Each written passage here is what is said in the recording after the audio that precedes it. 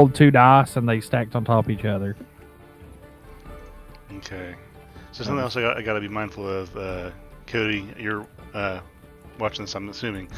Everything that I'm recording is stuff that you guys can see. Like, you're seeing my screen. So if I bring anything up that you're not supposed to see, you're going to see it. So that's a thing. It should matter though for this game. But okay. So where we left off, you guys had traveled further south along the coast of the Glistening Gulf from Hopewell, hopefully to Bayside. While on the trail, you had encountered several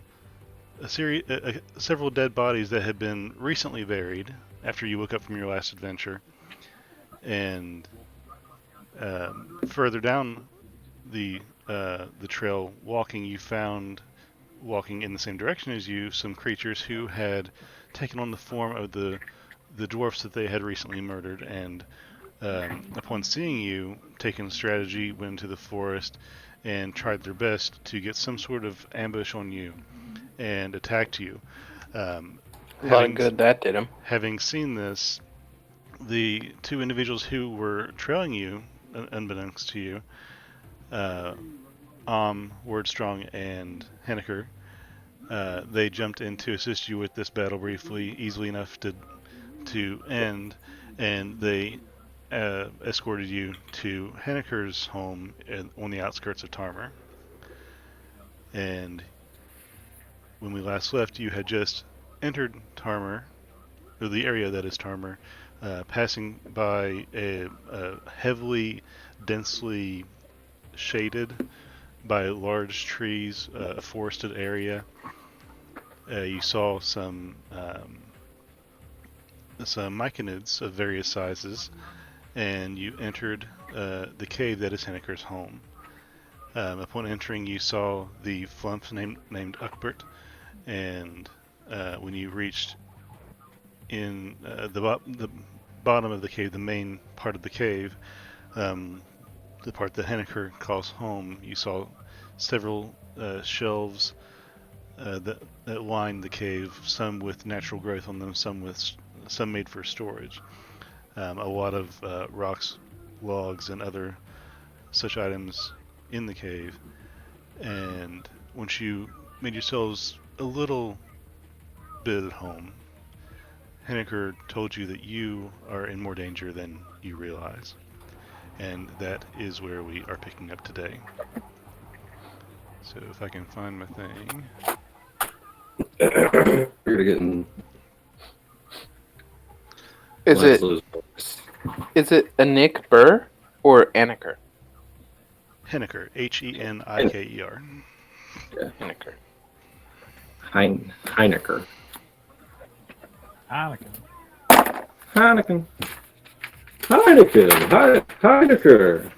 Lazlo. There we go. Well, we're going to have to settle in for a bit. There's a lot to discuss. Ugbor, could you fetch us some tea if you don't mind? And you hear from the other side of the cave, "I'm already on it there, buddy. Got some minty pine on the kettle, and I brought you some small conveniences. Got some flour, sugar, spices, and things. I'll just put them in the standard places." Hankers, thank you, Mom. That's very kind of you. If anyone's hungry, there's some stew on over there at the fire. Make yourselves comfortable while I gather my thoughts, please. Ugbor immediately stands up and goes over to the stew. Lazlo tries to run and get to the stew too. He tries to beat you. Mark just kind of leisurely walks behind him. You guys want to roll competitive athletics so you can get there first? Yes. Do it. Could I do it acrobatically? I'll allow it. Okay. Thank God, because I'm 10 times better at that. Not if I fucking roll like shit. Ah. And that's with a +5, dude. That's a +2. 5. Yep. I got a +6. So, acrobatics. So was this a 6 versus a 7? Is that what you said? No, I got a 15. All 15 total? Okay. Yeah, I just wanted to see what I got. Ugbor just stumbles over himself as you push past him and kind of do a cartwheel right over his body and land you right in front of the stew pot. You guys see smoldering embers. Lazlo, you see this first. There's just some smoldering embers under the big cast iron kettle that's being suspended above the pot by some system of sticks and rods. It's about the size, like it's probably like close to a 3-gallon kettle. Inside there is some stew, at least what was stew. It's been sitting in the pot for so long, it's kind of condensed from soup into kind of a gravy, and the broth is covering some leeks and some bits of meat. You're not sure what it is, and some other vegetables and things. It's a brown type of stew. It actually smells pretty good, even though it's a little bit condensed. I just take the bowl and just scoop it down into it. I'm just like, fuck yeah, soup. Good soup. Actually, Henniker, if you don't mind, while they're making themselves comfortable, I have a little bit of business to talk about with you. Yeah, that's fine. And Henniker and Am kind of come together and talk for a second in whispers, and then they go off to the far side of the cave into a cove you didn't realize was there before. And as soon as they enter the that little passageway, you can't really see inside from your angle because it's a little bit further into the cave and off to the right. As soon as they enter this little alcove, you both feel and hear the of moving the stones on the wall to create a pseudo door. Yeah, want a little bit of privacy, I guess. That guy is a touch strong, isn't he? Roll perception for me, Ugbor.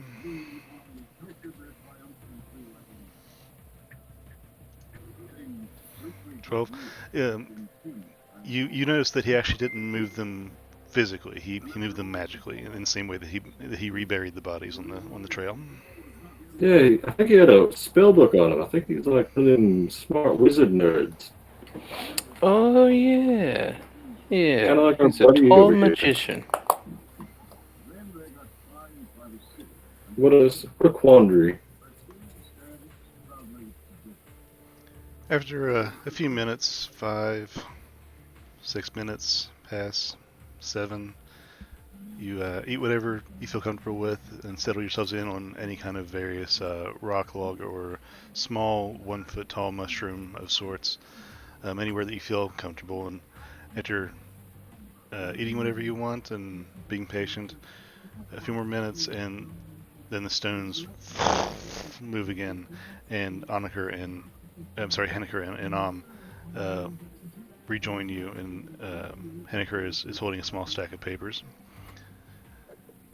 And sitting on, when he gets back in your area, in the main alcove, Henniker sits on a large platform that you assume is his bed. It's the main place where he sits. There's a hay base to it. Like the whole thing is a stone ledge. It's been naturally carved out of this cave, and on this ledge there is a base of hay. On top of that there is some animal skins and a cloth on top of that, and he's sitting on top of all of that facing you.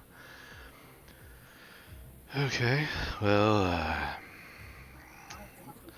I guess we'll start from the beginning. He's flipping through papers casually. There's a lot to go over, and if I miss anything, please correct me. It's better that we have all of our information on the same page. Everything is as correct as we can make it, because that will help us both deal with our issues in a more efficient manner.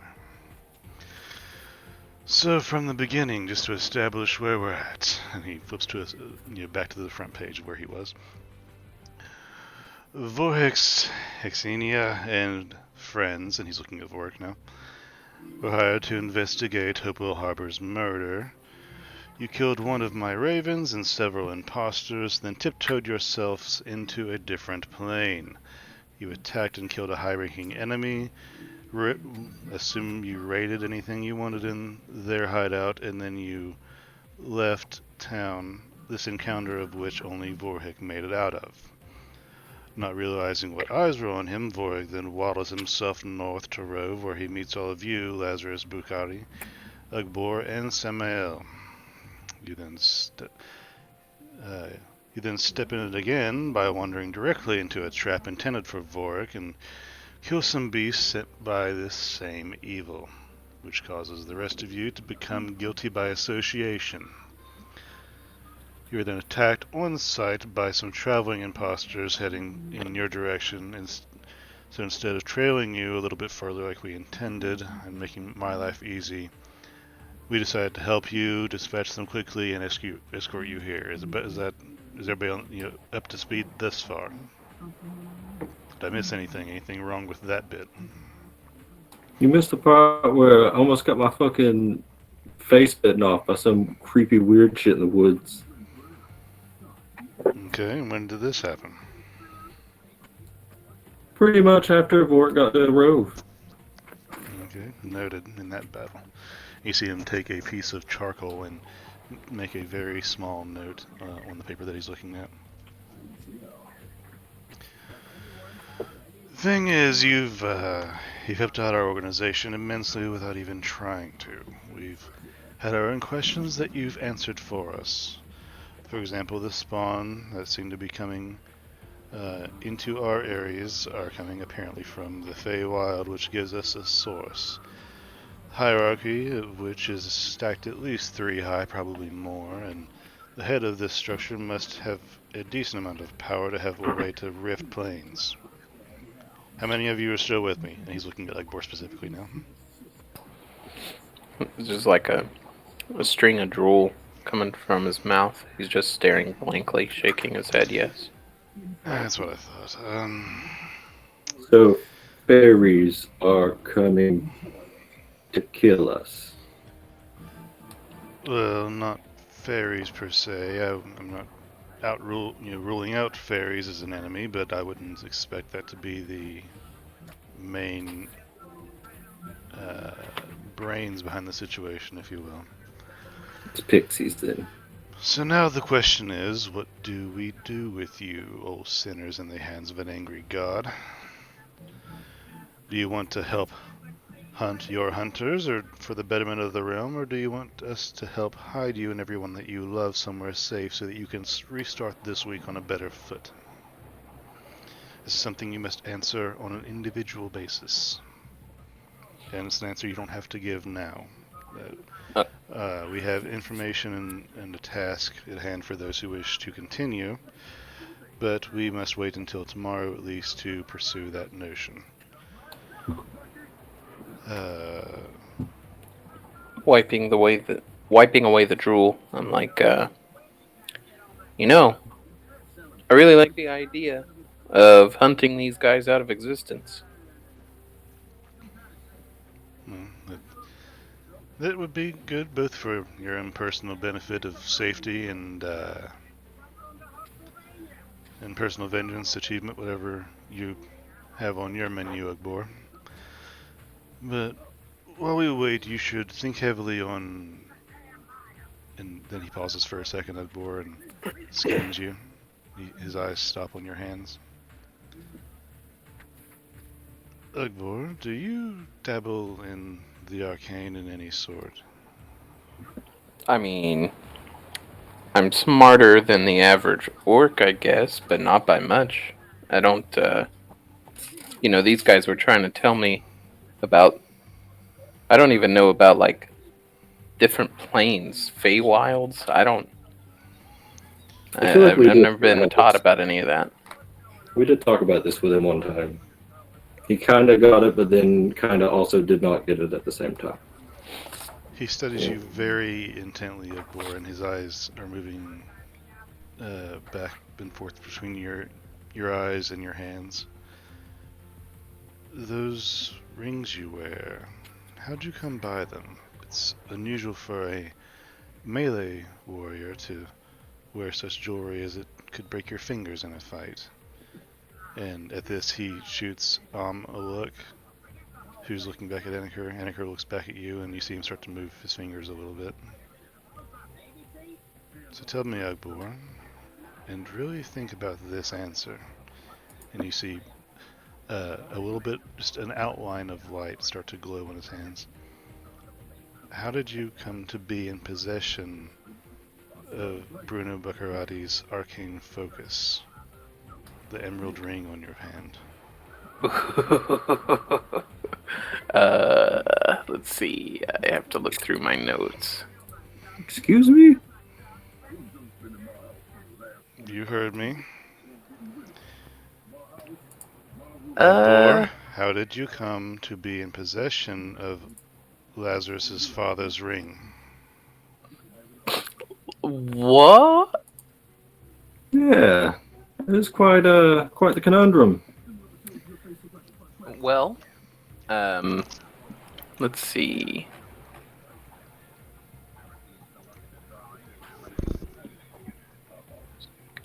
Sorry.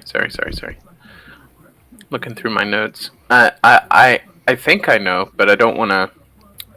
Dustin may have heard something else. Listen, I'm gonna message Dustin real quick. Mm-hmm.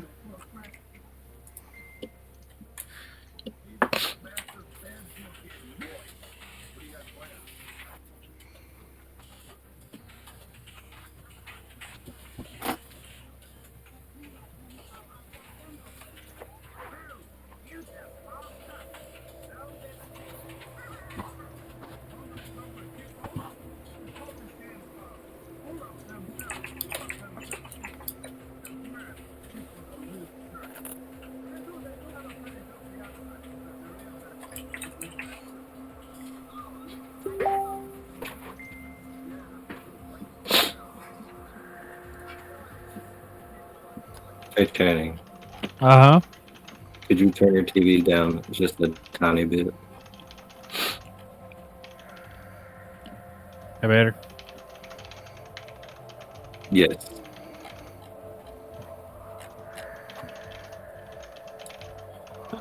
While we're waiting here, I'm gonna go grab food for a second.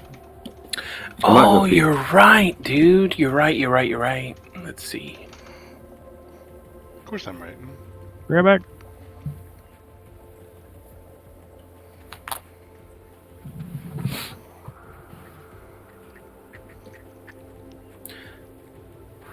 Well, if I'm. Oh, wait a minute. We have somebody that's AFK. So for him to get back real quick.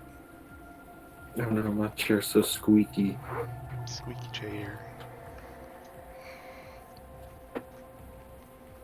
I gotta pee. I'm all suspenseful now. I'm gonna go pee real quick. Fuck it.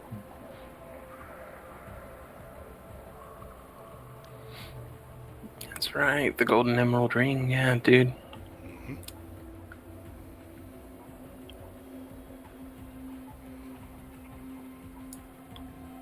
So this was after my time with Jeremiah. Mm-hmm.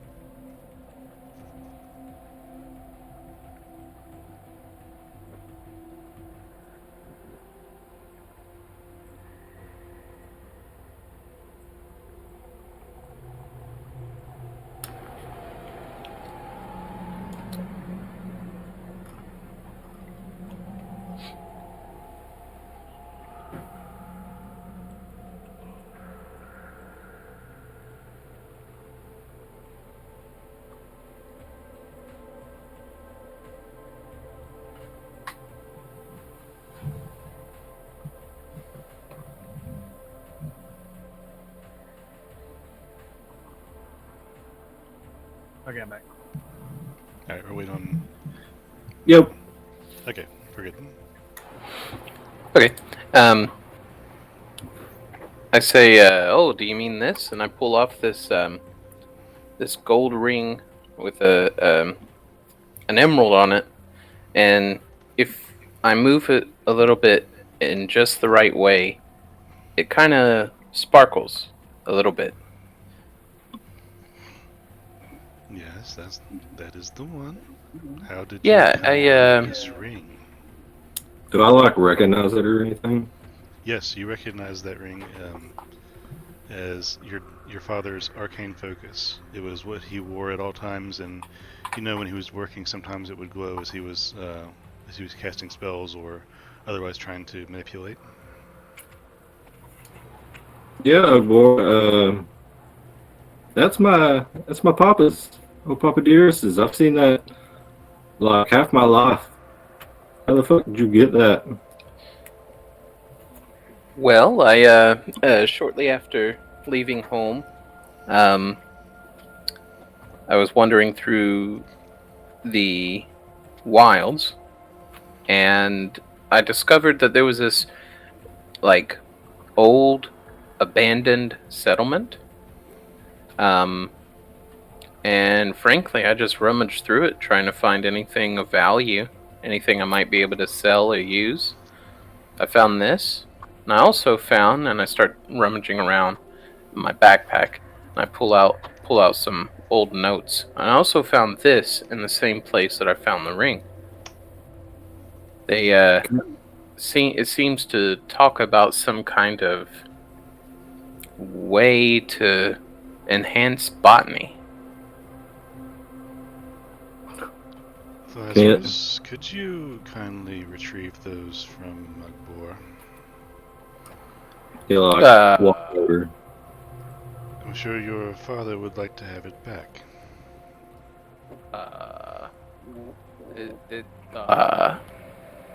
Lazlo, do you have, like,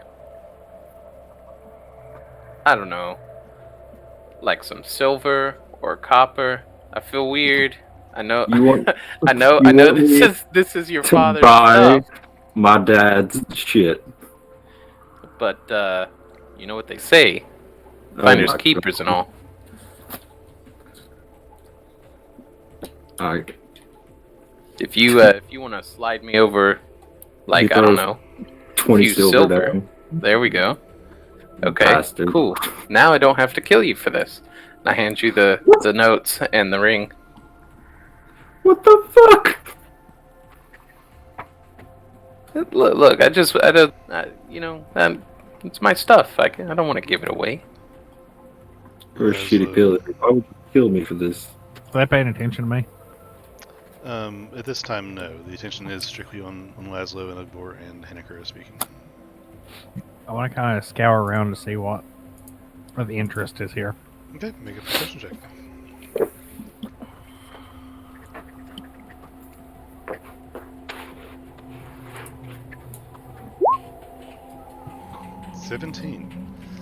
Okay. With the 17, you notice all the shelves. The area seems to be broken off into two main spaces, and a third space that is the alcove that Henniker and I went to before that you cannot see into, but you know where the entrance is, and it's plainly open. It's like a hallway that leads in somewhere. You assume into a room.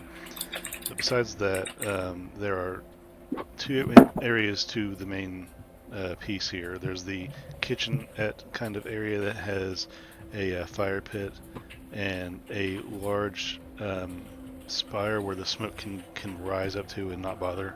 The cave is very tall in that way, and you assume it might let out somewhere because the smoke never comes back down. But you don't have a vision on that. But besides that, there is the fire pit with the cauldron and the kettles sitting above it. There is a bunch of shelves made of stone that have different pieces of food, cookware, spoons, kettles, plates, and some food ingredients on them. Beside that, there is a large square slab that seems to be almost too perfectly made. You assume or somebody has created this perfectly square stone peninsula for places for food and plates to be worked on and things like that. In the main area there is just Henniker's bed, some shelves over there that contain what looks to be some bones and skulls on one area. They seem to be avian in nature. There are bottles containing bits of ingredients of some kind, some supplies, water. There's a place that has numerous water skins of different sizes, and some are empty, some seem to be partially inflated. And there is one section under the bed area that Henniker is sitting on near his feet that, even though it has a cloth draped down, you can tell the part of the area has been carved out and there's a hole behind the blanket. So the thing he's sitting on, I can tell there's a hole behind it. Yeah, like near his foot, like a little cove where you can put something under the bed. Okay, it's like a little hidey hole kind of thing, right? Yeah. Lazlo, I put in chat the custom descriptions for these items when I got them from Dustin. If you want to add those to your inventory, I'll remove them from mine. I've officially traded these with you. They're yours now. Okay. Lazarus, depending on your individual decision on your future, it is up to you, given the nature of the situation. You can get those to me and I can see to it, or if you like, you can bring these to your father yourself. Wait, so those people are still around? The settlement looked completely abandoned. I assumed that they had been raided. No, the fucking peasants rose up one night. Goddamn bastards couldn't fucking tell when shit went bad one night. They just blamed my fucking dad. Yeah, So who did your dad work with? I mean, he used to be one of them uppitys in the Key Rin, but I mean, that was years ago. He left them. He was like, I'm going to do better for the people and try to make some fucking little town. Do you know anything about the notes that I gave you? Is this an incomplete document, or? It should have just been his notes or something. I'm not really sure. Thank you very much, sir. I'm really interested in those notes. That specifically talking about enhancing, the ability to grow crops. That would be very useful to my people. And I would very much be interested in knowing more about how to use these notes. Apparently the guy's alive, so I mean, just talk to him. He should be able to tell you. The guy? But, you mean your daddy? Yeah. So how's that? Like, I'm pretty sure I saw him die, or I just got taken away when the weird people were attacking. What? I'm kind of shell shocked right now. I don't know what to do. Do you need a moment? I can tell you what happened based on your father's account, but I can do that privately with you, or I can do it later if you need some time to absorb. I know this is a little bit much for you right now.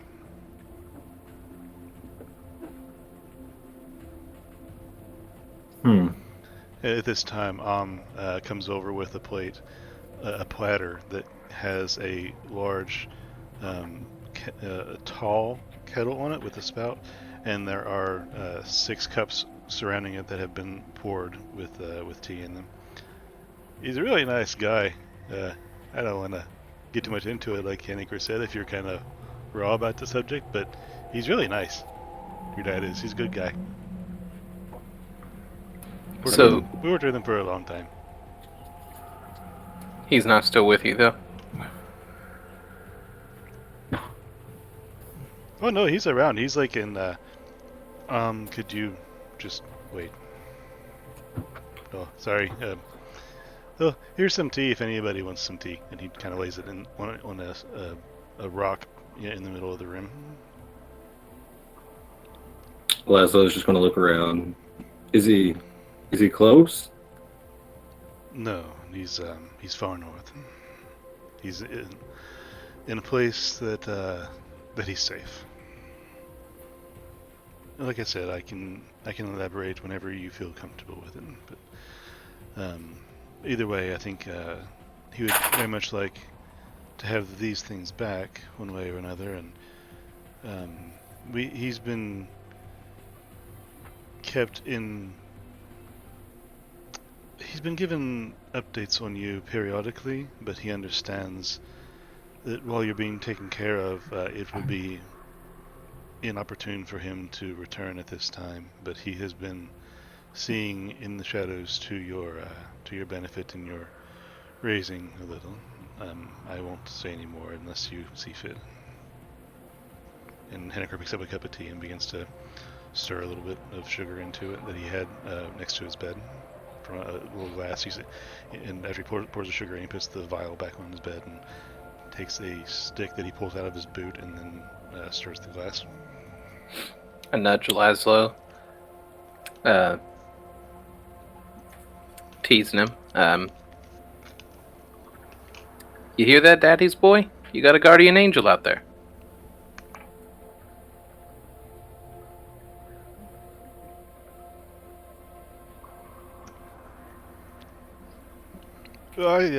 This is a lot. So yeah, the long and the this information was so destructive. Lazlo quit the game. Oh man, I didn't. Yep.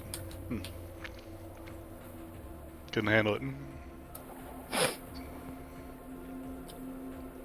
I'll be right back while we wait on that. All right.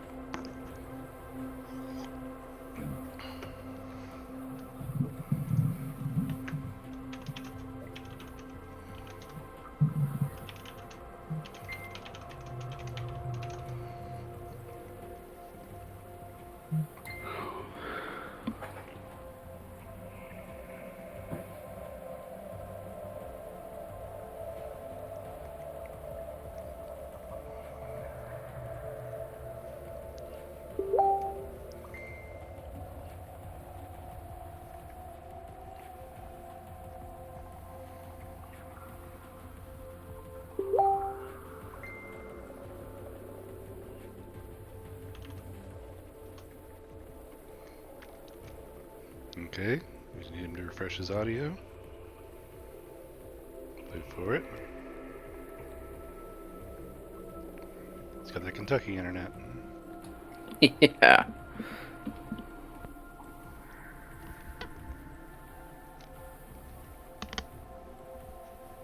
There he is.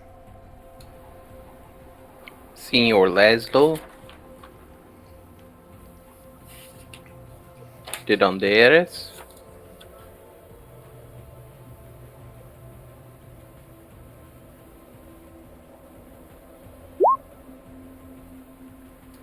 Hola. He's typing but not talking. That means something. I don't know. Didn't like you, bro. Wait, he's doing a thing.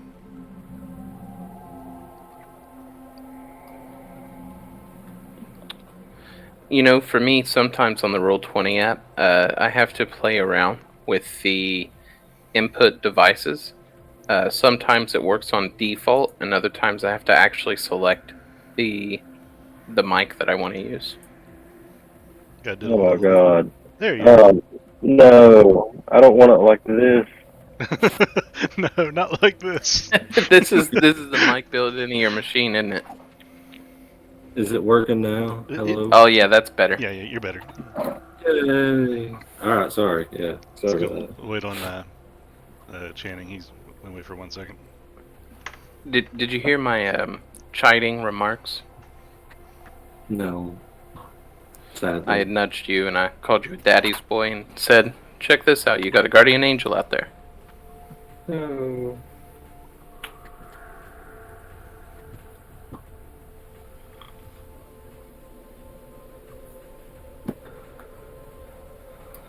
Lazlo, you and I should actually probably talk later. I'd like to talk to your dad. I mean, he's a pretty nerdy guy. He always wanted me to be a fucking wizard and go to the key ring. Fuck that. Shit was boring. You wanted to be a rock star? I know a Well, place where we well- might be able to get some old robes. We could dress you up as one of them. No, kind of. I don't know. I feel weird, guys. Okay, well, that's enough excitement for one day, I think. You should all really kind of settle in and think to yourselves. This is a big decision. I mean, our organization has the power to, hide you away and keep you safe if you want, or you can help us fight the bad guys if you want to. There's good, benefits to either way, but it's a decision you have to make on an individual kind of level.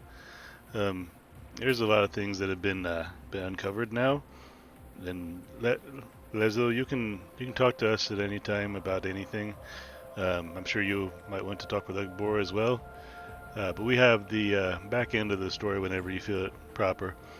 Until then, though, it's getting a little bit towards the evening. While you're mulling this over, I suggest you kind of look through your gear, organize stuff, take some time to yourself. Organize your stuff, clean, meditate, pray, whatever you feel. Think about what happened in your past and what you want for your future, and then just sleep on it for a little bit. And when we wake up, we'll hopefully have our decisions and we can move forward. Because not to rush something so sensitive, but this thing we're working on is kind of time sensitive here, and that's our window. So tomorrow morning, that's our thought there. So personally, I'm going to go study. I got me some tea. I'll probably have a couple cups of tea, and I'm just going to go over here and study. So you do your own thing, whatever you feel like. And I'm going to finish my tea, and then Lazlo, just sit there for a minute. Mhm.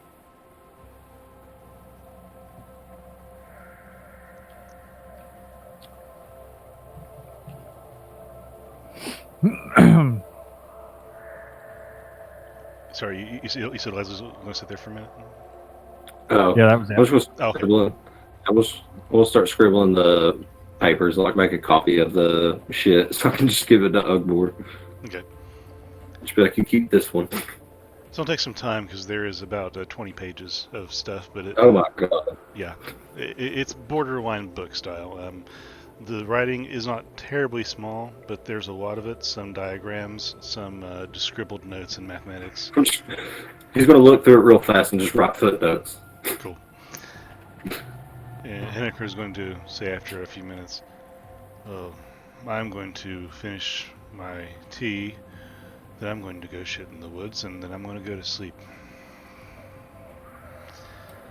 And then he stands up and walks to a different area of the cave. Vorhik, what are you doing?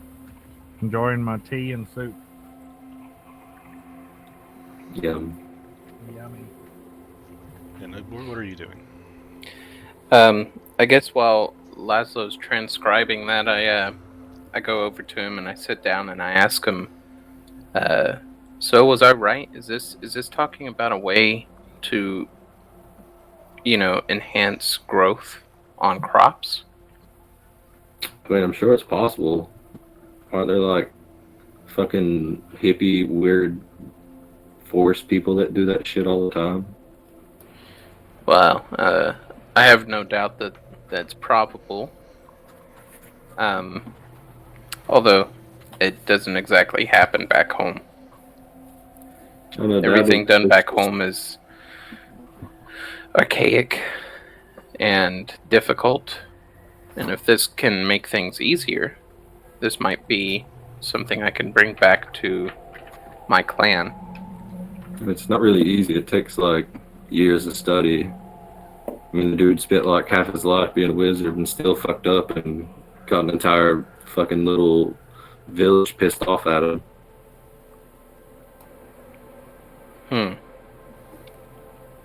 But maybe if you complete the hard work, it becomes easy after. Yeah. maybe orcs are more grateful than little shitty empire people. Well, that is for certain. We love nature. We love hard work. In fact, people who are not able to be productive with the rest of the clan, they don't have the easiest life. We don't hurt them, but they're treated as second class, um, hungry mouths. I don't know, humans are just kind of dickheads sometimes. You give them the mouth to feed, and they're like, "Hey, can you give me a little bit more?" And then when you stop, they're like, "Hey, what the fuck? Why? Why'd you do that?" So entitled. Yep.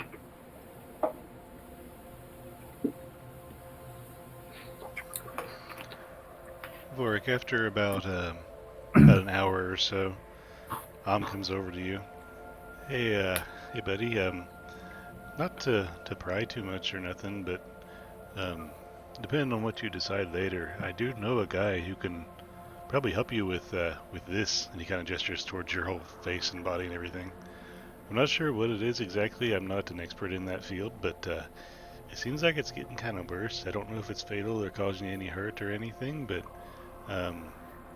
it doesn't seem to be doing you any good. And if you want to put in the effort to go see him, I'm sure he might be able to help you. But that's entirely up to you. You can let me know, and we can discuss it later if you want. Vork's gonna kind of look at him, mixed feelings about it, like relieved but insulted at the same time, and look at him and be like, "A name." Well, in case you want to investigate it later, then his name is Jacob Foster, and he's in the area of Red Ash. You can find him over there. I'm sure if you go to Red Ash and ask around, you can figure out where he's at exactly. But a word of warning, though, while he does have the power to heal a lot of these things, he's a little temperamental. He's not all there in the noggin. He could be a little dangerous. Just keep your wits when you're talking to him. Well, Are Ugbor and Lazlo privy to this conversation? They're not being quiet. If you're paying attention, you could hear it. Especially Am is not one to actively keep secrets or lower his voice if he's not thinking about it. Ah! You mean he wasn't born that ugly? Yeah, the horns look fucking bigger than mine now, dude. I didn't even notice it. What the fuck? I don't know. They seem to grow more every day. Yeah, you might want to get that looked at. I figured they'll stop eventually. You don't have like a stone hand, do you? This guy might be Hellboy. I mean, also you could think about. If it's not hurting you or nothing, if you decide to not bother with it, you could always at least get a file or something and keep them filed down so you can keep walking through doorways. They might get taller. They're not hindering anything yet. No Given worries, that Vorhik, I'm gonna say Vorhik's like 5'6" or something stupid. You got a point there.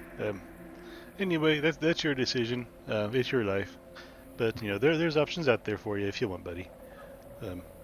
Anyway, I'm gonna go turn in. I've kind of had a long one. You do you, and I'll see you guys in the morning. And you see he turns around and walks into the alcove that him and Henniker's discussion happened earlier, and then again with the rocks, and he closes the door behind him.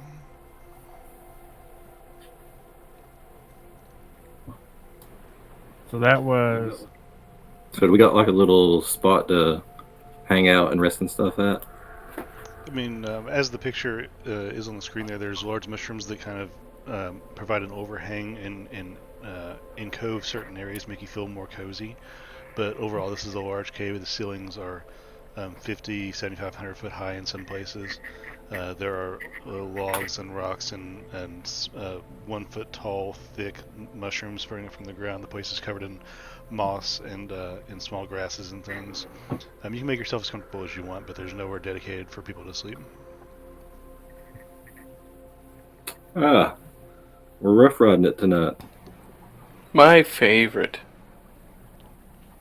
Henniker walks back in. Suppose I'm in for the day. Rest assured, regardless of your decisions for tomorrow, and he's talking to all 4 of you, this cave is protected. And he puts his hand up against the wall, and he sees touching one of the zebra-striped raw ore pieces on the wall. This cave is one of my selections because of its nature. This cave is an old lead ore mine. We're basically living in a lead box. There's nothing that can penetrate this magically, so you can rest easy that there'll be no interruptions or anything tonight, and we are far enough out of the way that nothing else should be a bother. And he just sits down, looks you over one last time, all of you, and nods, pulls a curtain that you didn't see was tied back over in front of his little cove that is his bed, and he turns himself in for the night. Turn yourself to what? What'd you say, that last part? He pulls a small curtain that you can see was not tucked into the wall. There's a long cord attached higher up, and as he pulls the curtain, it just acts like a normal curtain and slides across this cord that's above his bed, his little coved bed area, and he pulls the curtain basically in front of his bed, and he turns himself in for the night. Oh, okay. I know we've been in the cave for a while, but can we take like a best guess about like how far into the night we are? It's a little early in the night. Apparently for some people it's been a long enough day that they choose to go ahead and rest, but given your experience and where you came from, traveling into Tarmer, which is already kind of dusky even in the brightest of days, you're guessing it's probably before midnight. A couple hours before midnight.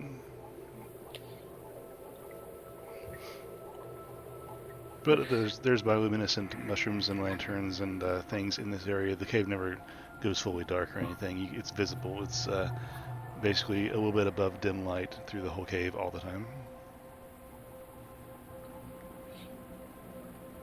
So what do you guys think about all this? This is not how I saw this going, but honestly, I'm kind of happy. Anything that kind of separates me from having to get on a boat, I'm down for. Well, yeah. I don't know. Kind of feel like we're just being thrust into some weird, like, do or die situation kind of shit. A lot of here seems too good to be true. Lazlo, is your dad a trustworthy person? So, A trustworthy person? A decent man? Yeah. Well, I mean, I haven't seen him since I was like 10. He was always a decent guy for me, I guess. He just wanted me to learn and shit. But then again, that was like 14 years ago. For whatever reason, your dad seems to like these folk. If he's a trustworthy person, maybe we can trust them too. I don't know. I have some things I need to think about tonight. Me too. You think about cheese for me, buddy. I think I will. Ugbor stands up and moves a little bit closer to the fire and just tower falls face first into the dirt. Go to sleep. Ugbor, Lazlo, as you sleep, Ugbor, you think about the nature of cheese and who the first person was to you curdle milk into cheese and then decide that was something you should eat. this is good. Why do we eat raw milk? Rotten milk.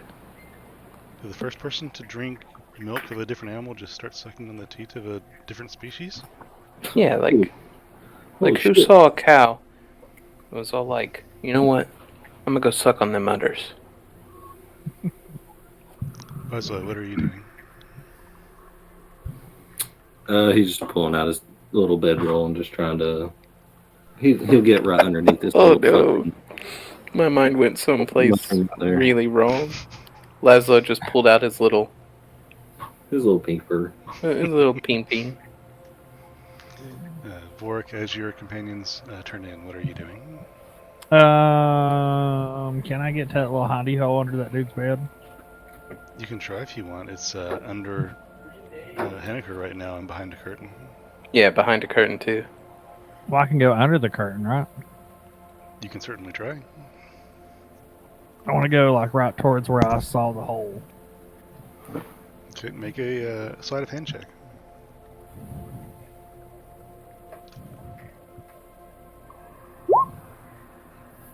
Okay. Henniker does not perceive you. You reach your hand very delicately into that hole, and your hand touches something wooden. You reach around, kind of feel it. Left about a couple inches, there's a corner. Go back to right a couple inches, almost a foot. There's an edge. A little bit higher, you're in your hand meets resistance at a lock. This is a locked little lockbox. Can I pull it out? That will be a separate sleight of hand check with disadvantage if you want, because you're dragging a heavy locked box across basically a dirt and rock ground directly under Henniker. Did you all see? Well, first of all, are you all familiar with that challenge that exists at certain places in like museums in China, where they have like an 8-pound gold brick? Yeah. And I've if seen you're it. able to single-handedly pick one up and remove it through a slot, you can keep it. Mm-hmm. I have seen Yep. Somebody did it. Did they really? Yeah. They got like $400,000 worth of. I think they kept the gold, but reimbursed them the value. Yeah, right. I was gonna say that's a cool quarter mil easy. I watched. Hmm? So I watched a video of a dude doing it, but it was forever ago. Why did my box go black? That's weird. Okay, anyway. Vorhik, you successfully leverage one side of the box to kind of lift it up above the dirt a little bit, and use put your fingers underneath it to kind of act as a glide to slide it across the ground without making any noise. And you pull delicately out from behind the curtain this small box. It's about 1.5 feet long, 1 foot tall, and 1 foot wide. I'm sorry, 1 foot deep. It has a strong metal lock on the front of it.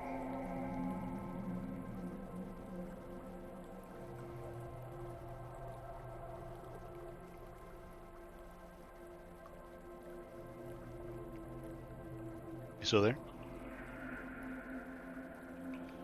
Anybody?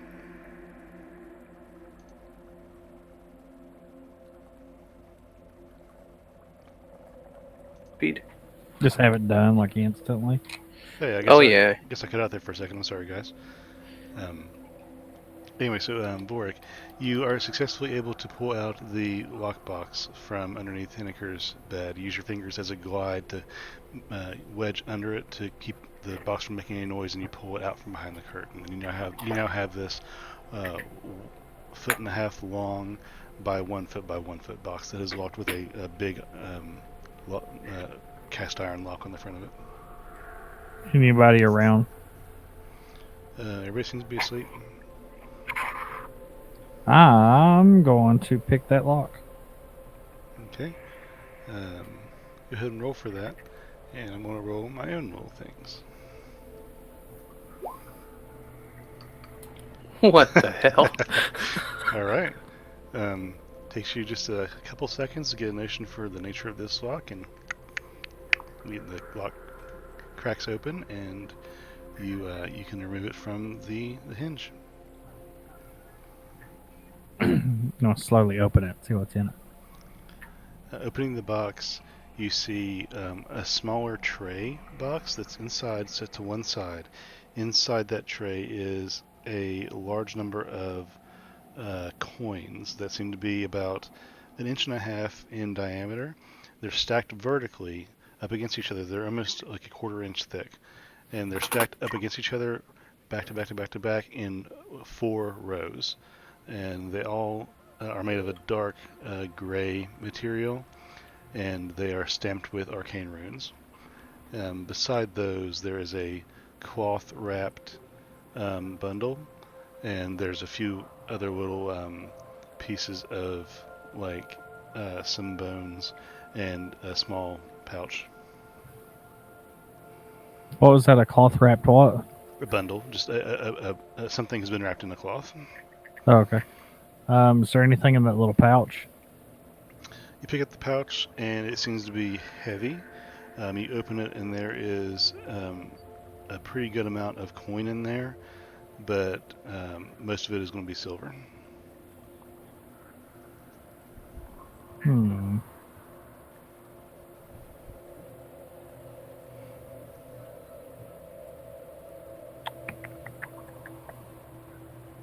How much coin's in there? You find about close to like 97 or so silver, like almost 100 silver.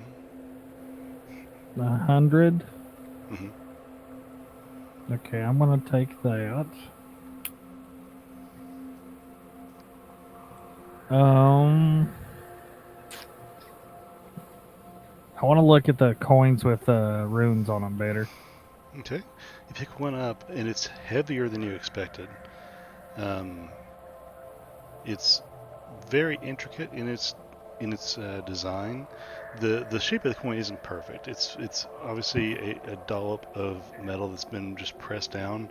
It's not cut in any way, but the runes in it are precise. There's several circles that are interlocking with a couple intersecting lines and symbols. Gotta make me an Arcana check.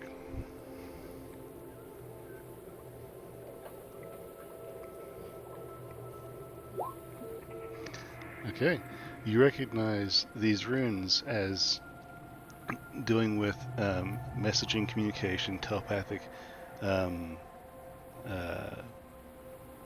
messages and stuff, and it takes you a second to decipher everything on the coin and its purpose. But after a while, you recognize this coin as a token of anti-scry being set in lead. Do they all have the same rune? They're all identical. I'll put. How many are there? There's going to be roughly 40 of those. Okay. What'd you say that does again? It's a token of anti-scrying. If you attune to it, it will prevent you from being scryed on. Oh. I'm going to grab like a handful of those. Get about like 5 or 6 of them. Mm-hmm. Take those out. Close that box up and put it back in the big box. Mm-hmm. And you said there's just like other just little bits and bobs. Seems to be personal material. Nothing that has monetary value. Okay. So little bits of bones, some braided vines and bits of things. So I'm going to close it, lock it back, and attempt to put it back where it was. Okay, maybe one more sleight of hand check to slide that chest back under the bed. That'll work. Yep, you get in there, no problem. Positioned exactly back how you found it. and remove your hands from the curtain. It is undisturbed, and you don't notice any motion from beyond the curtain. Yeah. So you can add to your inventory 5 tokens of anti-scrying and 97 silver.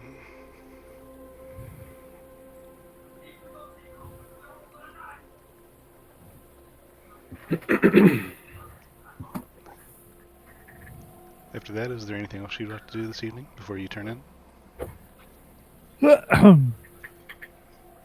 You said everybody's asleep. Mm-hmm. What'd you call that again? A token of whatever? Token of anti-scrying. If it exists, good luck. I made it up. If you're using D&D Beyond.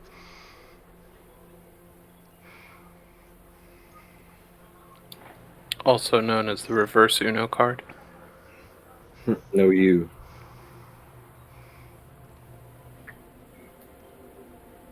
How the fuck did I add this out? I hate when you click custom item and it like puts it in the inventory but doesn't let you. Yeah, you have to do a whole 2-second step to edit it and everything. Yeah, you got to go find it.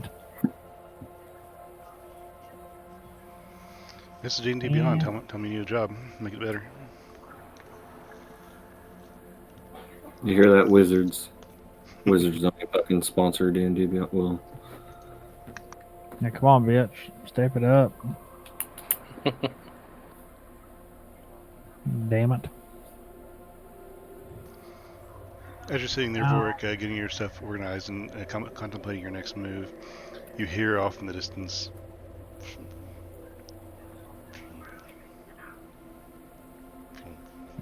I don't know what you're saying. And you see Ugbor just kind of floating in the distance at the back of the cave. Floating? Like, is he sitting floating? No, Ugbor is floating. Like, yeah, just float. What? As you noticed before, he is floating, like going up and down, drifting, and then every time you hear it kind of lifts him up in the air.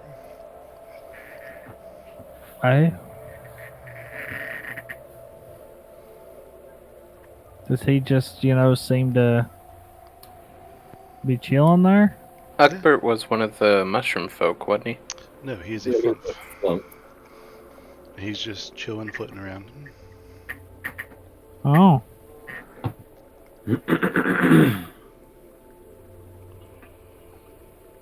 I am so confused to where it put this.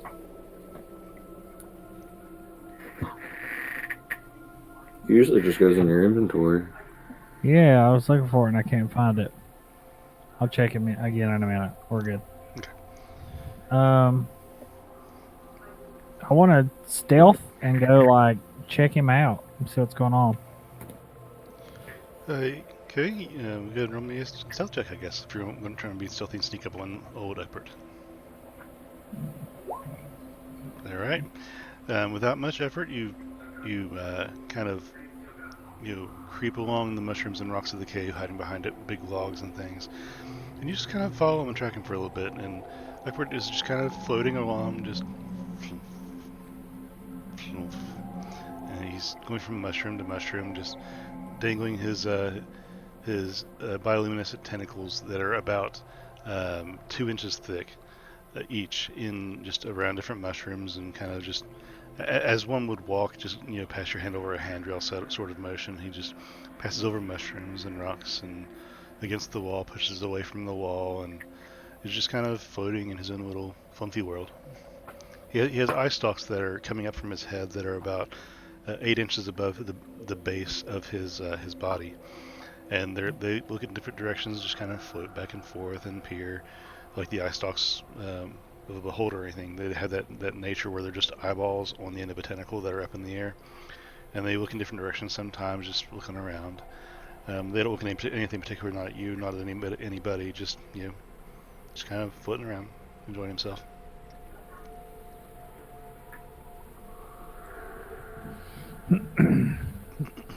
Oh shit! Oh, let me sit up. Oh, fuck.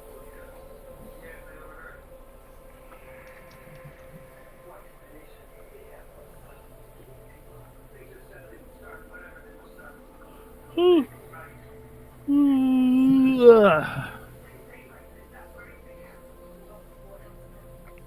that it? You just wanted to spy on Ugbert for a minute? What? So is that it? You just wanted to spy on Ugbert for a minute? Yeah, I just wanted to see what was going on. I Okay. don't see anything else of potential worth randomly throughout. Do I? No, everything is just mushrooms, moss, growth, and this is the natural cave. Everything else of Henniker's personal inventory you've already scanned. All right. I'm gonna go back to beside the fire and just lay my bedroll out and go lay down for the night. Okay. Unconsciousness takes you all. No, no dreams, no bad memories. Just darkness, quiet, relaxation, and a lot of contemplative thought. A lot of decisions that you have to make. You think about where your decisions might lead you and what you are going to say to confirm your decisions in the morning. After a few, what seems to be hours, Lazlo and Ugbor, you are woken by a smell. It's a pleasant smell, kind of fills your nose and makes you smile before you wake up. And as you begin to rise, you realize that you're smelling food. You kind of shake yourself awake and rub the sleepiness from your eyes. You sit up, look around, and what you're smelling is potatoes, and you hear sizzling. And you look over and you see in the kitchen area, who's been working apparently for a while on a breakfast setting. Mmm. Food. Smells bussin'. Food. Vorhik, like about a minute past them, as they begin to talk and make noise in the area, it begins to wake you up. But that's not what wakes you up. What wakes you up is the feeling of tentacles on your face that are sliding from your temple down to your chin, over your chest, and like just probably 4 or 5 tentacles just slapping against you and rubbing you, and you hear very loudly in your ear, "Frumph, frumph," and you notice that Ugbert is like just floating over you, just fondling your being.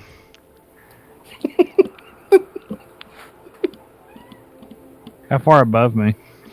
He's directly above you. It's startling at first because he doesn't look like Ugbert from this angle. He is a tentacle-laden umbrella that is floating above you like 2 or 3 feet. Oh goodness! I'm just gonna take like what cover or whatever I have and try to cover over my head until he passes along. You pull your bedroll over your head. He doesn't stop. He keeps like trying to pat you through the bedroll, and eventually Henniker says, "Ugbert, that's enough." And you feel the tentacles, relieve and and he flumps on down the cave. Vorhik, you are radiating psionic energy. Flumps feed on that slightly. It doesn't cause you any harm. It just makes them happy. Basically, Ugbert likes you. Now, how do you spell the race of being that is Ugbert? Flumph. Nailed it. FL what? Umph. Flump, the onomatopoeia of the sound they make when they levitate. God damn. Oh, hey, since everybody's awake there, I got some breakfast laid out. We got some water, some Ugbor's coffee. already running in. Not a lot, but we got some garlic potatoes roasted, and I went out and found some eggs. I think they might have been. I'm not really good on botany. Maybe some squirrel eggs or something. I don't know, but we got eggs. Fried some eggs. Lazlo just walks over confused as fuck. Like, squirrels don't lay eggs. What the fuck? And you realize they're very small eggs. They're probably small birds' eggs, either a quail or a bluebird or something like that, you have very almost quarter-sized eggs that have been fried and laid alongside a home-style fries of fried potatoes. He'll get some eat. He'll eat tiny egg. Well, okay. Is it everybody figured out what they're going to do now? Take time to finish your breakfast and everything. We're going to kind of head off in an hour or so, I think. But this is the point. This is where you decide what you're going to do, just to make sure. If anybody wants to be protected, we have provisions for that, and we can do that. But if you'd like to help us in righting some wrongs and potentially taking care of some people who might be out to get you and get them before that, and thereby protect others as well, then that's your secondary option. But you kind of have been forced into this dichotomy, and I'm sorry for that. It's not really your fault. It's the nature of it, because you're here and you did some things. But yeah, I guess we'll just go around the metaphorical table. Ugbor, have you reached a decision? Well, I really don't like that this has to be on an individual basis. Like, can I talk to Vorhik and Lazlo and see what they want to do? That might change my decision. Oh, of course. You can do whatever you want to. Are you guys a group? Do you have like a club name or like something we call you collectively? I didn't realize you guys were operating primarily as a collective. Well, I think our bard here might know a thing or two about that. I guess he would be the most qualified to give us a name. Okay, well, just let me know if you guys decide on anything like that. But I mean, you can, of course, you can consider people's decisions as well. But I emphasize the individuality because, well, we all have friends and we can all remain in contact and on good terms. It is our own individual existences and lives that matter. So I just want you to make sure that you are individually happy with your choices in life. That's all. Well, if that's the case, I'll just say that I would like to go and hunt these things down. Okay, fair enough. Like I said, if you want to consult, that's fine. But if from an individual standpoint, then that's a good. That's your decision then. All right, Mr. Sam. Lazlo, Vorhik, what do you all think? Sammael looks up and says, "I'm gonna kill him." And just goes back to his breakfast. Mr. Vorhik, what is your thoughts on your situation?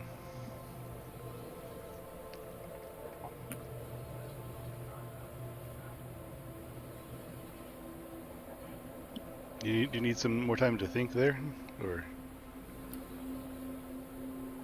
Shannon, can you hear us? What? Mr. Vorhik, have you reached a decision on your predicament?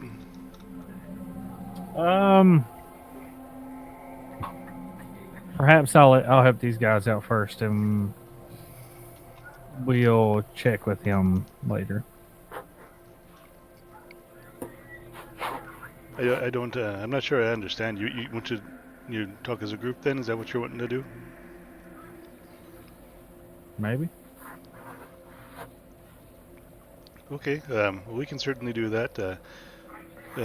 I'll leave you to it. I'll take my business over here with Henniker. I'll wake him up and give him some breakfast, and you guys can talk amongst yourselves for a while. That's fine. And he picks up his plate of food that's proportionally bigger than yours, but for his size, it's appropriate. And another plate that's normal size for Henniker, and he walks over to Henniker's bed area.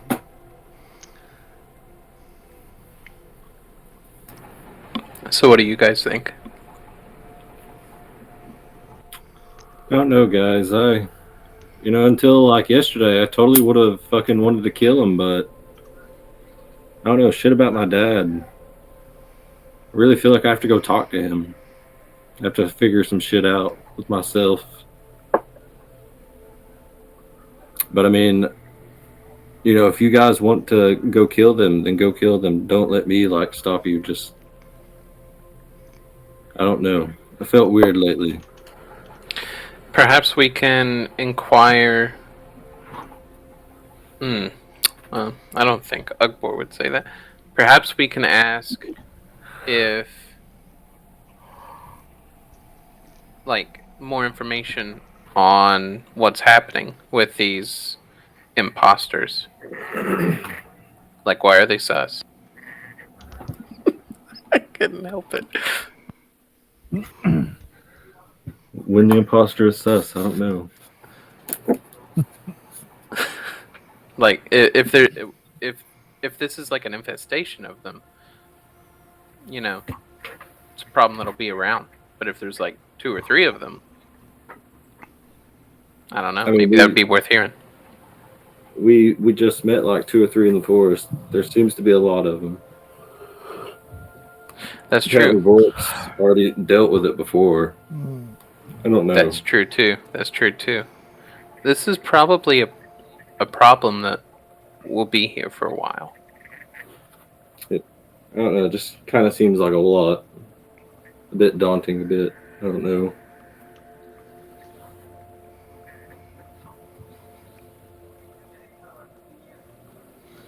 Vorhik, with your perception, your ambient perception, you notice Henniker is now up and eating and things. He apparently has talked to Am for a minute. Am is now over off to the side on a flat rock area. It's just a flat stone floor almost. And he's drawing something on the ground as you guys are talking.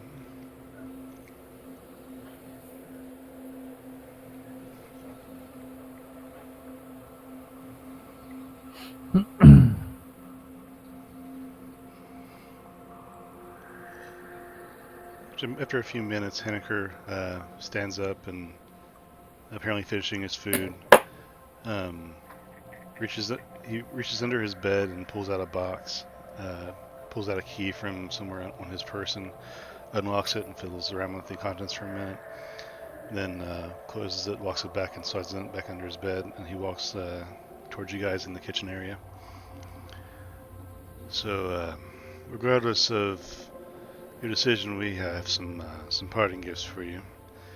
And he nonchalantly just tosses 4 medallions on the table, and they all land with a heavy thud.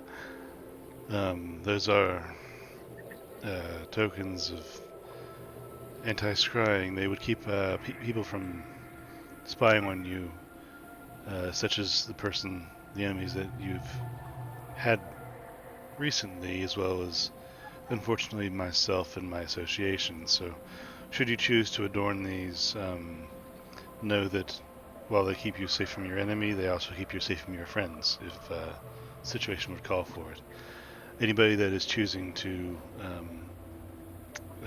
be relocated and kept out of the matter, which is respectful and totally understandable, I would recommend that you attune to this item and don't lose it. Otherwise, you open yourself up to the possibility of a threat. But this is my gift to all of you. Everyone can have one for your own safety. It's a gift from our organization. So this is a form of protection This will that keep you were talking about? Yes, much like this cave here, this token, if attuned to and kept on your person, while you have this, no one can spy on you. No one can know where you are or what you're doing, or gain any kind of information on you based on your own givings. Lazlo will go and pick one up. So does Ugbor. Sammael follows suit and picks one up. And custom item. Well, take some final thoughts on your decisions and meet us over here whenever you're ready. We have some final discussions and things, updates. We'll answer any questions you have, and then we will begin our appropriate actions. Take your time, but quickly. And he walks over towards Am, who is still drawing on the ground. First off, Channing, are you asleep? Nope. All right, making sure. So, Lazlo, look at the guys. He'll be like, guys, I really feel like I have to do this. I don't know. I want you guys to figure everything out, but everything just coming up all at once. We're in some kind of fucking danger. My fucking dad's alive. I just wanted to go fuck into a city and get my dick sucked by fucking some weird people in some bar. Now I don't even know if I can suck my dick in peace. I was not expecting the speech to go that way. I just want to die a good death. I don't think it's going to happen out here. Well, I certainly know what it means to seek a good death. I think we have two entirely different opinions on that. Maybe.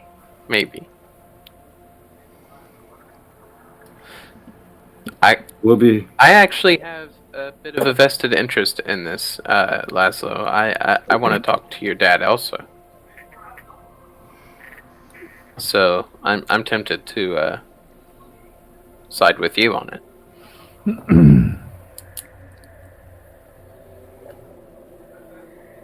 I don't know. I feel like, me not seeing my dad in 14 years, I might need some personal time on that.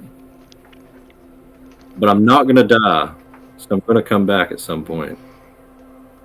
Just I might need a minute. That's fair. Okay. Lazlo look over to like Henrik and be like, you guys know where he's at? Stands up, kind of dusts his legs off from the ground. Oh yeah, I'll take you straight there. It shouldn't be no trouble. If you want to go to your father there, we can make a thing of it, and we will. Here's the short of it, and he walks closer to you guys, so he doesn't have to yell.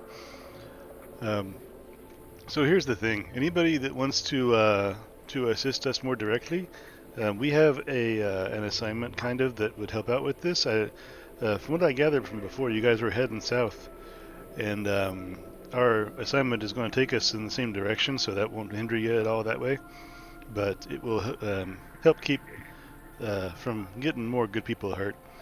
We're tracking a package to a destination to see where it goes. It's a bad package. We don't know much about it other than it's dangerous. At least that's what our leader told us. And I'll give you the details to anybody who is going to pursue that path. But yeah, it's just a matter of us trying to keep people safe, and that's what we're doing there. And anybody doing that will be sent there directly because we have a contact who's meeting us just outside of Bayside, and you'll meet up with them, give them the details, and you will all continue on to pursue that end. Lazlo, if you want to go see your dad, we'll hang back, and I'll send everybody else on their way, or whoever wants to go that way, and I can take you individually elsewhere, and we can go directly to that location if you want to. Or anybody else. If anybody else wants to go to somewhere safe, we can arrange that too. It's just a matter of logistics.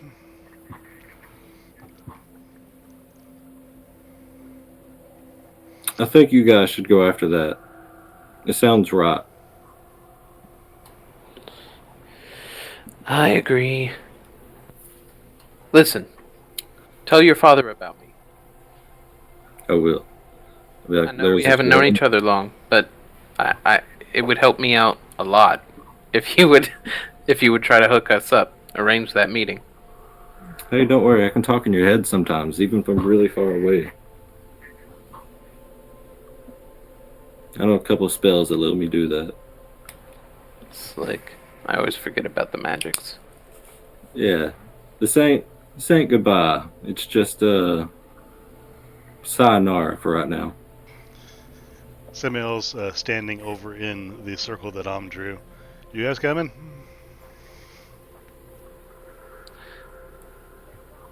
You guys go on ahead. I'll catch up some other time.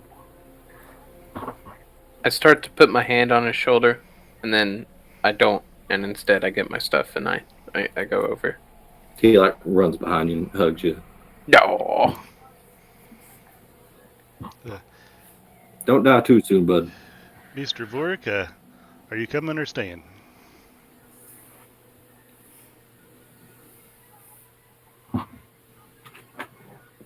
Channing, you sleep? Partially. Partially, he said. We're almost done. We'll call it in just a few minutes. Okay. What was that last part? Mr. Vorhik, what's your decision there? Are you staying or going?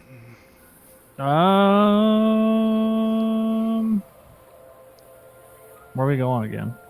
I could send you on to Bayside to pursue the lead there for us in our organization and keep attacking these people who are making it unsafe for good people, or I can send you somewhere safe. Let's go take out these guys. Yeah, bro. All right. Well, then I guess I'll have Vorhik, Ugbor, and Sammael come stand exactly over here, and he directs you to the center of a chalk-drawn circle that has the same intricacies as the token you were given, but in different patterns. Different arcana is involved with the construction of the circle. But the circle isn't complete. There are two lines that have not been drawn together yet to complete a circle. And as you guys enter there and stand, you're facing Henniker, and Lazlo, who are standing in the cave with the glowing orange and purple lights behind them from the fungus in the area. Take this.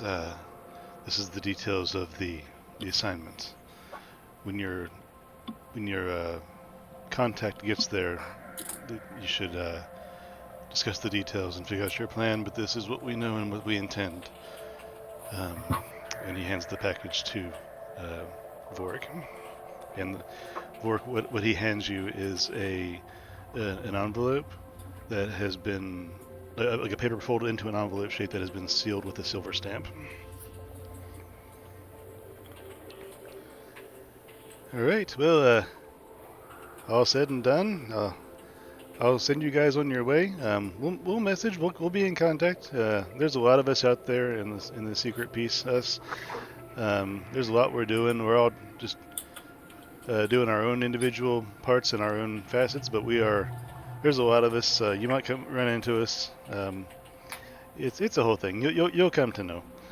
But your contact will have more information, and I'll be around if you need us. Well, be safe, guys. And leans down and draws the last two bits of the chalk circles, and you guys see a bluish white energy just radiates slightly, just an inch off the circle. You feel your bodies lift into the air ever so slightly, and then everything fades to gray and then falls away, and your consciousness is turned around, and you have a extreme sense of vertigo before slamming back onto the ground. And the ground that you land on is covered in grass.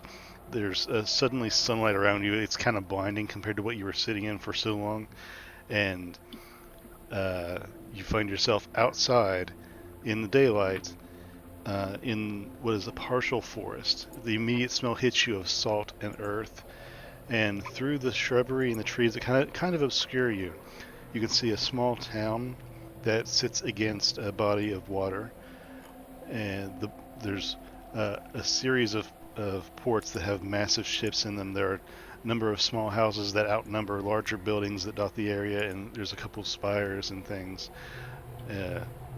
Welcome to the city of Bayside. Bayside. Ugh, I'm gonna be sick. Don't call me Peanut. And not just from the travel.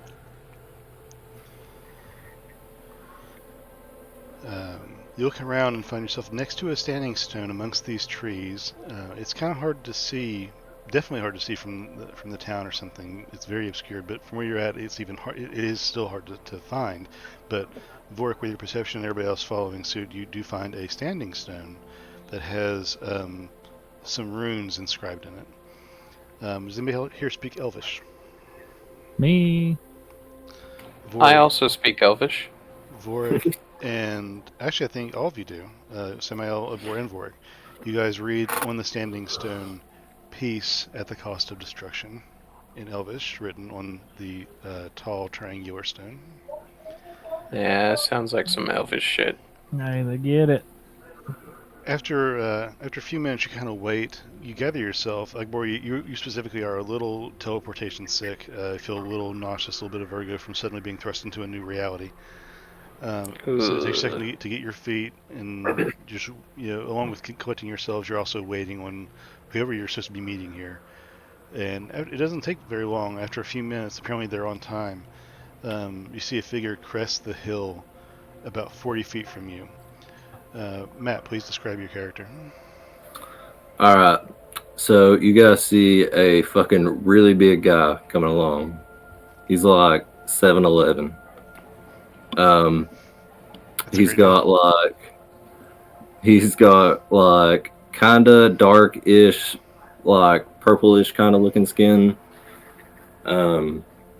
He's got like a deerish kind of looking nose. His eyes look like cows. Hold on 1 second. I'll send a fucking picture to the group chat. Please do. Is he a fireball? He's a furbolg. Okay. And my girlfriend drew this picture of him. Nice. Hey. But yeah, he's got like little glasses on. He's got like this really like kind of silverish gleaming chest plate. His clothes that he's got on is like really dark. I'll send you the pictures of what he like wears and shit. Matt, you're gonna have to pay it. He's got like bracers on his wrists. Draw some character art. Yeah. He's got like his backpack on. He's got a shield on the back. And that is like, you see, he doesn't really have a warhammer like that. He's got like this cudgel kind of looking shit. It's like, looks like just a tree branch that's been ripped off, and it's like wrapped around like this piece of metal. It's like kind of like, you know how Groot like put together like Stormbreaker with his arm a little bit, sort of like that, but not as fancy. It's just like a warhammer kind of. Yeah, I follow. But yeah, he's just walking along. He's like, "Hello there. You the guys I'm supposed to be meeting up with?" Are you the guy that we're supposed to be meeting up with? I think so. I've been walking for a real long time now. We haven't. And let me tell you, it sucked. Ah, well, I hate to hear that. Well, my name is Pelinel. You guys can call me Pel if you want. Alright, Pill. Pel, you How notice in Vorik's hand, he's holding the envelope with the silver stamp on it. Care if I see that real quick, buddy? I'll reach it to him. Can I, like, look at Vorik while he's doing it? Yeah, absolutely. You notice this creature who is responding to you in a humanoid fashion and is apparently non-hostile is very corrupted looking and very almost undead. His flesh is very, very pale, almost translucent. He is covering as much of his body as he can, and he has these twisted, gnarled horns growing out from around his head. He'll, like, look at you for a second. What happened to you, child?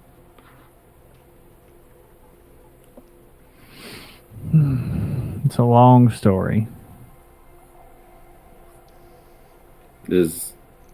I mean, I've seen a lot in my time. Is something like affecting you? You could say that.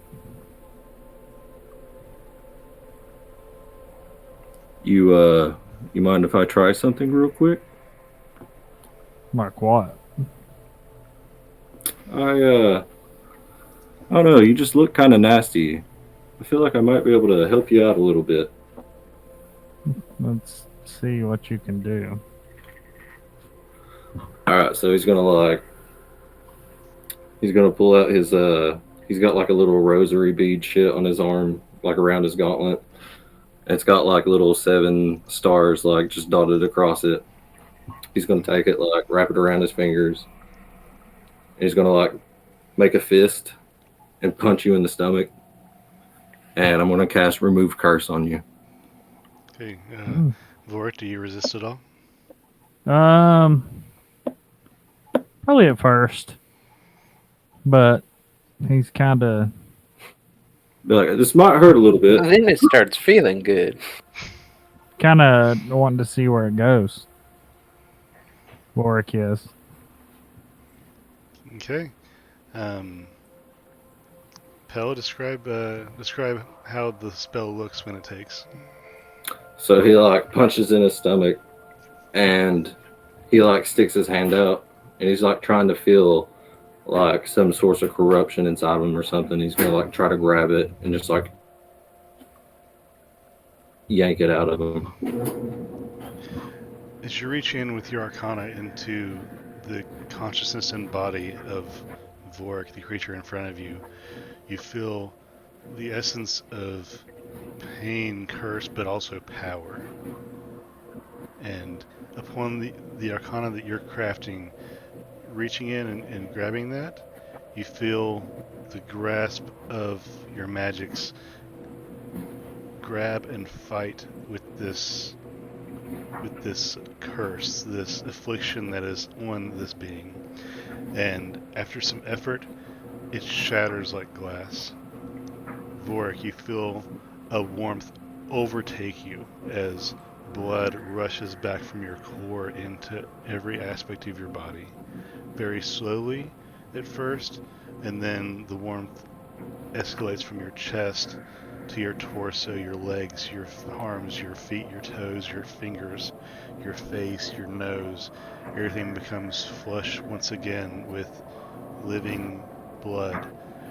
Your skin heals in ways that are amorphous at first, then skin moves and reaches skin, wounds begin to close, flakes of death begin to come off of your body, and what is salvageable starts to mend itself. The horns from the top of your head start to flake at the burrs, and you feel this itching sensation on your head, and you reach your hands up, and your left horn, as you reach it at the very top where it's itching, gets pushed back by your own hand and falls to the ground. No hair grows back yet, but the dead skin on your scalp is just flaking off in sheets, and your body becomes flush once again, and you are removed of your curse, and you stand once again as Elven Vorhik. There, you look a lot better, buddy. Holy shit. Vorhik is going to be confused as fuck currently. So you weren't born that ugly? Look at you, buddy. You say no hair has grown back? No hair yet. You are still you're still bald at this point. Not saying it won't come back, but this is one aspect that has not rushed back immediately. So is my hair like it is, or did that old nasty hair fall out and I'm just like No, everything bald? dead, including that old hair, has fallen out. You are bald but healthy. Now that I can't really fix. That I might take a little bit of time. I'm trying to like stop talking to Lazlo. And by the way, you have lost your eerie token and hex magic abilities by having your hex removed, by your curse I'm removed. sorry. Oh, snap. You look a little bit bad though, buddy. Felt like I wanted to help. I don't know how to. Can I just can you remove that? I mean, that's kind of how I was going to play it, but I mean, I don't see I, of any I meant way you could keep. Well, the hex magic I think you could possibly keep. The eerie token I don't see how with your body being restored. yeah. I just meant like, is there a way on D&D Beyond just to take that away? Just All that? change No, I your have no race idea. to elf. Huh? So you could just change your race back to elf. Basically, yeah. Everything else is the same. It's just the eerie token and the hex magic. True. I think is that the only thing that changed? Your ability score increases will remain. You're still the same creature type, size, speed, language. Everything else is fine. Dark vision. It's all good. What about racial features? Well, technically, oh, it doesn't. It didn't change anything. My size is the same. My speed's the same.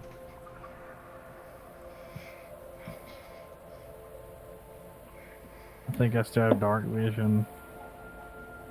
By the way, I really was not expecting a character swap this session. That was Bro, pretty neat. I don't know. I just don't think I have the personality to play a bard. And I caught on so late. I was all like, "Let's go with Lazlo!" Like, I was like, no, he's going on his own. He's going rogue. No, it was hard as fuck trying to keep it a secret from like Channing and Cody for like a week though. I was like, I want to tell him about him. He's so cool. I got art made for him and shit. But while Channing figures that small, as small as that is, detail out, yeah. I'm trying to decide what elf was before. Pell, you stand there with the newly cured Vorhik in front of you, Ugbor, the elven Sammael, and you have the letter of assignment in your hand. So what are you guys going to do? Well, now that little business is over, I'm just going to like crack open the letter. Okay. Letter reads, there will be a job posting for guards on the ship known as Dreamdairy. Take it. A box measuring 1 foot is locked. Follow towards destination and report back to Vangren. Burn this letter. That's the end of the message. Okay. So job posted about a boat. There's a job posting for guards needed on the ship known as the Dreamdairy. Dramedary. Take it. Box 1 foot in measurement. Locked. Follow to destination and report back to Vangren. Burn this letter.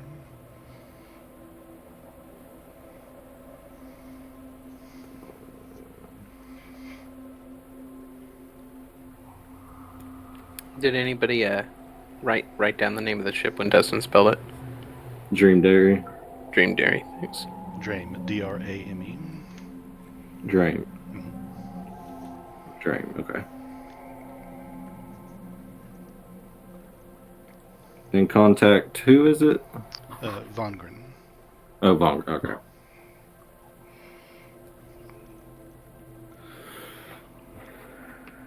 All right, guys. Can anybody make fire?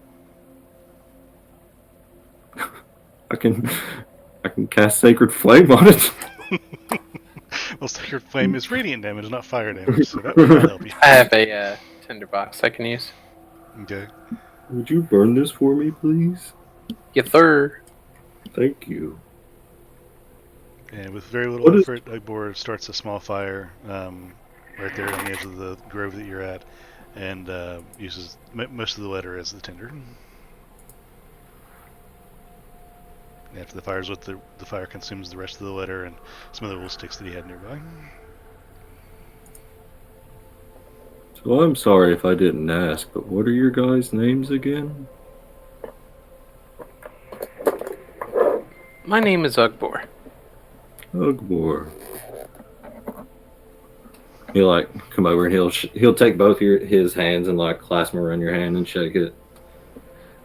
You're a lot different looking than the last person we had in our group. Oh, what'd he look like? Like a devil. Oh, I'm sure he was a nice guy though. Yeah, he's pretty cool. I'm dying for you to say where the P go. Oh my gosh, I love it.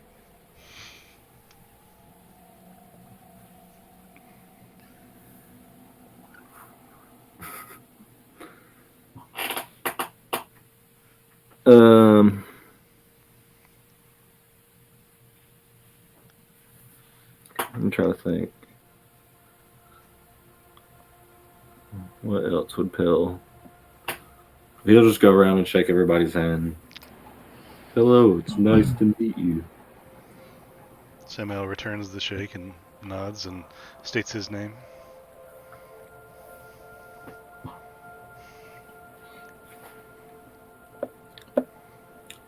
Guys, we have to go to we have to go for a job posting for some guards on a boat called the Dram Dairy. Just right onto the boat, huh? Oh, I am, the water make your tummy upset, buddy? Is there, like, medicine or something that I can bring with me? Are you asking Pell, or are you asking in general? I'm asking, I guess, to the group. Do you just get scared on boats, buddy? I don't like the deep water, man. Well, anybody who wants to make a medicine check. Alright. I'll roll for Sammy.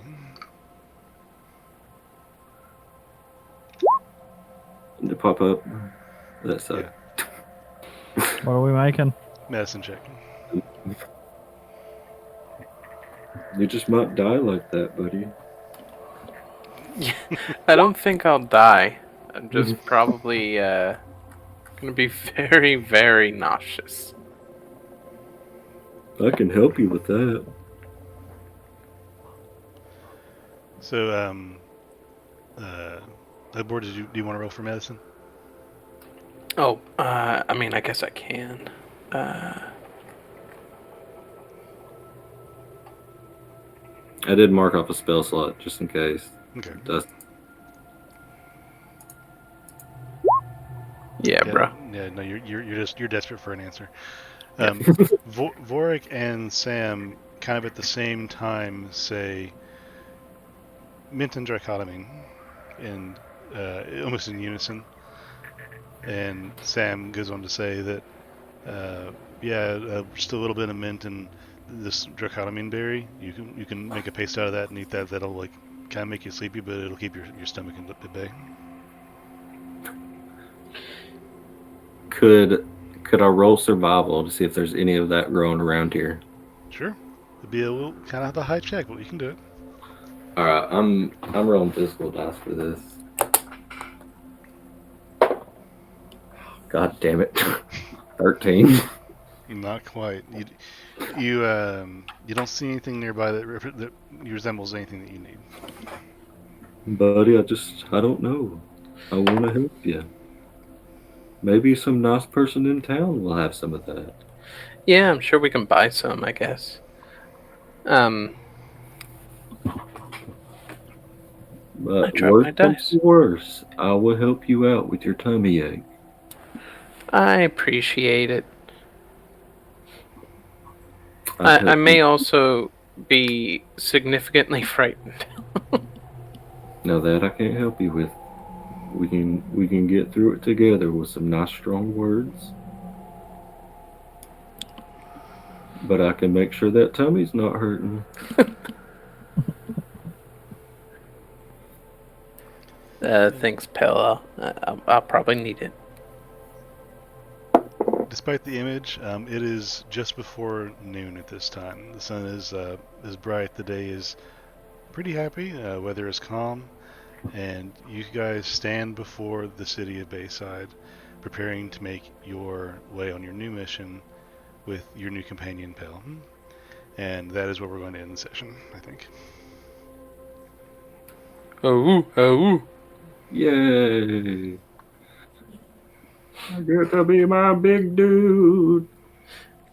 I appreciate the spacing in Pell's dialogue.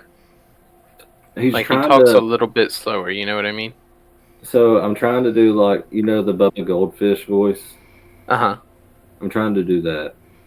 Bread, Yeah. bread, Where's the bread? Ugbor, Ugbor. I think it'll be fun. I like playing older dudes for some reason. You not quiet? He likes older dudes. Leave him Yeah, alone. like older guys. That's what I thought I heard. Now I just gotta change all my shit around. I think I changed this token already, so that should be done. I just gotta change my fucking name on here. Your name's good. Yeah, your name is good. It's just your You'll login have- picture, then that'll cycle once you fix it on the next login. Reek. Yeah, if you guys give me like descriptions or something, I'll send them to Taylor and see if she can like do a little sketch of them or something. Oh, for real? Yeah, I'll see what she can do. Okay. All right, well, I'm going to Challenge, go ahead and end the recording.